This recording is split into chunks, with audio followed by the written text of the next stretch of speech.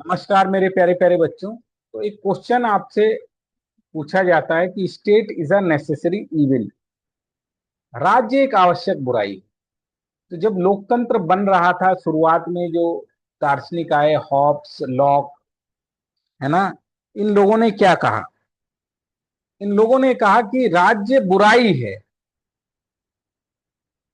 State is a evil, लेकिन जरूरी भी है। और इस तरह का क्वेश्चन आपसे यूपीएससी में पूछ सकता है। तो कैसे लिखेंगे इसको कि राज्य आवश्यक भी है और राज्य बुराई भी है, it is a necessary evil. तो कैसे लिखेंगे?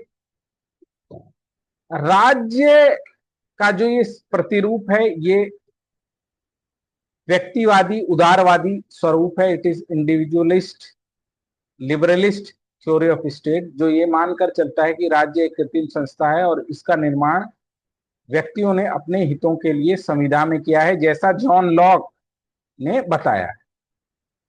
इसका उद्देश्य व्यक्ति के अधिकतम स्वतंत्रता प्रदान करना है। ठीक है। और चूंकि यह स्वतंत्रता में कटौती करता है, इसीलिए इसको आवश्यक बुराई माना गया है। कैसे कैसे बुराई माना गया है? पुलिस वाले चेकिंग करते हैं, चालान काटते हैं, आपसे राज्य टैक्स लेता है। कौन टैक्स देना चाहता है? रात को 12 बजे आप रेडियो चला रहे हैं, आपको रोक देता है। आप किसी जनजातीय इलाके में जाना चाहते हैं, वहां आपको रोक देता है। तो क्या है, कई बार इसके कार्य ऐसे नजर आते हैं जो व्यक्ति की स्वतंत्रता में बाधा नजर आते हैं। इसी बाधा के कारण इसको क्या कहा गया है? जैसे आप वाक और अभिव्यक्ति बोलना चाहते हैं कुछ, लेकिन आप पे कानून बना दिया कि आप सब कुछ नहीं बोल सकते, आर्टिकल 90 के अपवाद हैं, ऐसे घूमने फिरने की आपकी स्वतंत्रता है। तो ये कई बार ऐसा महसूस होता है कि व्यक्ति की स्वतंत्रता में बाधा है, लेकिन ये पूरी तरह सही नहीं है।